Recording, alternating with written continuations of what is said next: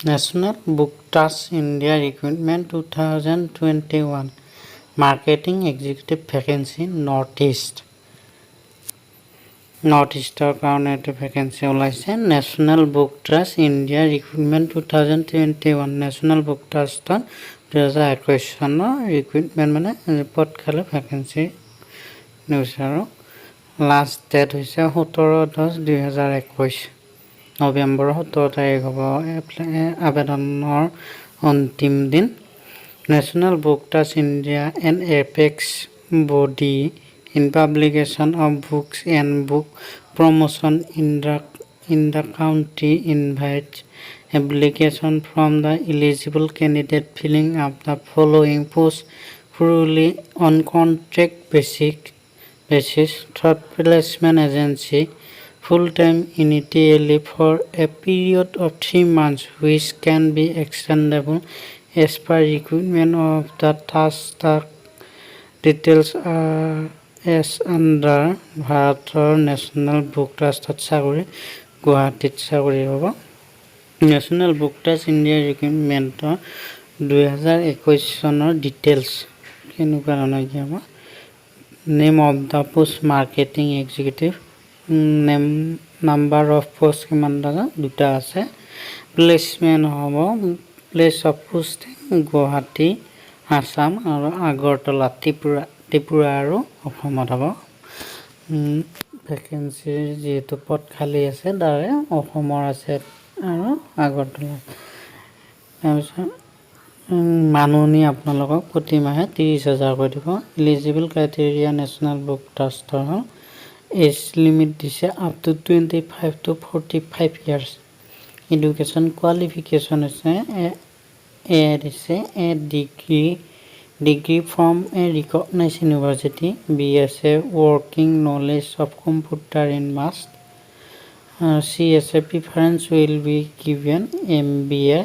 PG diploma in marketing যদি আপোনাৰ MBA বা PG diploma থাকে তেনেহ'লে preference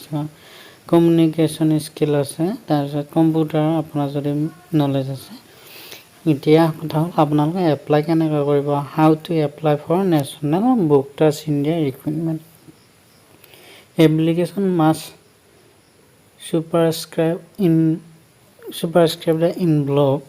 with application for the post of আপুনি যিটো পোষ্টৰ কাৰণে আবেদন কৰিব এক্সিকিউটিভ সেইটো নামটো উল্লেখ কৰি তাৰপিছত the application duly complete in all respect should reach the deputy director এড্ৰেছটো এইটো হৈছে এপ্লাই কৰিলে আপোনালোকে এনভেলপৰ পৰা এইটো এড্ৰেছ লিখিব লাগিব ডেপুটি ডাইৰেক্টৰ তাৰপিছত national book trust India Nehru Bhawan 5 institutional area phase 2 আসাম Kunj new Delhi 110070 by 17 November 2021 মানে নৱেম্বৰ 17 তাৰিখৰ ভিতৰত আপোনালোকে আবেদন কৰিব লাগিব সেলফ এটাস্টেড কপি আপোনালোকৰ ডকুমেণ্টখিনি আবেদন সময়ত দিব লাগিব সেলফ এটাস্টেড কৰি চাৰ্টিফিকেটসমূহ তাৰপিছত আৰু কি আছে 1 passport size photograph should be place on the application ফৰ্মত আপোনালোকৰ পাছপোৰ্ট সাইজ ফটো দিব লাগিব এতিয়া এটা লিংক আছে এই লিংকটোত মই ক্লিক কৰি ডাউনলোড কৰি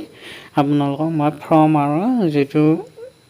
অফিচিয়েলি নোটিফিকেশ্যন আছিলে সেই নোটিফিকেশ্যনটো আপোনালোকক দেখুৱাবলৈ চেষ্টা কৰিম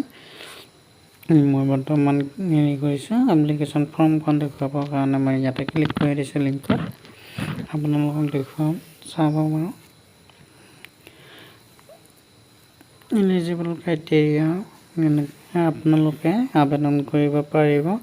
মই ডাউনলোড কৰি আছোঁ বৰ্তমান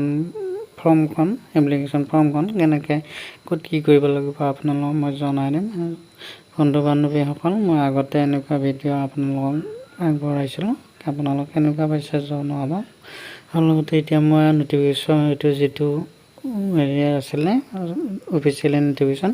সেই নোটিফিকেশ্যনখন হৈছে এইখন মই আগতে আপোনালোকক কি লাগিব ক'ত হ'ব প্লেচমেণ্ট সেইবিলাক মই আগতে আপোনালোকক কৈ দিছোঁ এইখিনিকে আপোনালোক ইয়াতে এতিয়া স্ক্ৰীণত দেখুৱাই আছোঁ সেইখিনিকে সেই নোটিফিকেশ্যনখিনি সেইখিনিকে লিখা আছে ইয়াতে 9 নম্বৰত আছিলে এক্সপিৰিয়েঞ্চ 2 পৰা 3 বছৰ এক্সপিৰিয়েঞ্চ থাকে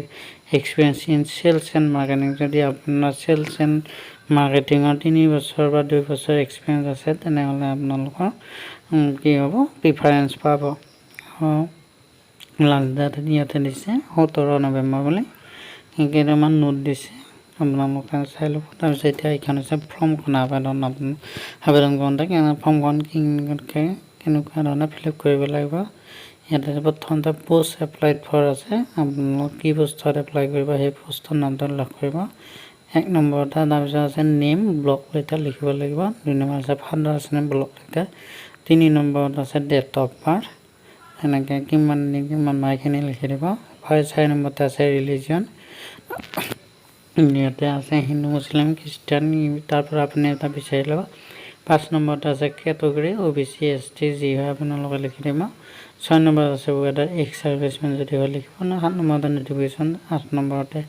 সেক্স যদি আপোনালোকে মেল হয় বা ফিমেল হয় লিখি দিব 9 নম্বৰত আছে মেৰিটেল ষ্টেটাছ 9 নম্বৰতে আছে মেৰিটেল ষ্টেটাছ আপুনি যদি মেৰিড হয় মেৰিড লিখিব আনমেৰিড হ'লে আনমেৰিড লিখিব 10 নম্বৰতে কথা 11 নম্বৰত আছে লেংগুৱেজ আপোনাৰ মাতৃভাষাটোৰ কথা উল্লেখ কৰিব আপোনাৰ আৰু 12 নম্বৰতে কাৰেঞ্চপেণ্ডেণ্ট এড্ৰেছ আপোনাৰ এড্ৰেছটো উল্লেখ কৰিব কাৰেঞ্চপেণ্ডেণ্ট তাৰপিছত 13 নম্বৰত আছে পাৰ্মানেণ্ট এড্ৰেছ পিনকোড এইখিনি বহুৱাই দিব তাৰপিছত 14 নম্বৰত আছে এডুকেশ্যন কোৱালিফিকেশ্যন আপোনাৰ কোৱালিফিকেশ্যনখিনি বহুৱাই দিব তাৰপিছত 15 নম্বৰত আছে পাৰ্চনেল কোৱালিফিকেশ্যন কিবা আছে 16 নম্বৰত আছে এক্সপিৰিয়েঞ্চ আপোনাৰ যদি কিবা এক্সপিৰিয়েঞ্চ আছে সেইখিনি বহুৱাই দিব কেতিয়ালৈ ফ্ৰম আউট লিখা আছে 17 নম্বৰত আছে ডিটেইলছ অফ কম্পিউটাৰ লিটাৰেচি আপোনাৰ কম্পিউটাৰ যেতিয়া পঢ়িছিলে তেতিয়া কি তাতে বিষয় আছিলে সেইখিনি উল্লেখ কৰি দিব 18 নম্বৰতে আছে এনেই আধাৰ কিবা তেনেকুৱা তাৰপিছত এইখিনি ফিল আপ কৰি দিব এনি আদাৰ ৰিলেভেণ্ট ইনফৰমেশ্যন আছিলে 18 নম্বৰত এইখিনি বন্ধু বান্ধৱীসকল মোৰ ভিডিঅ'সমূহ আপোনালোকে কেনেকুৱা পায় জনাবলৈ নাপাহৰিব লগতে লাইক শ্বেয়াৰ এণ্ড ছাবস্ক্ৰাইব কৰি বেল আইকনটো দবাই থ'ব এনেকুৱা ভিডিঅ'সমূহ আগলৈ পাই থাকিবৰ বাবে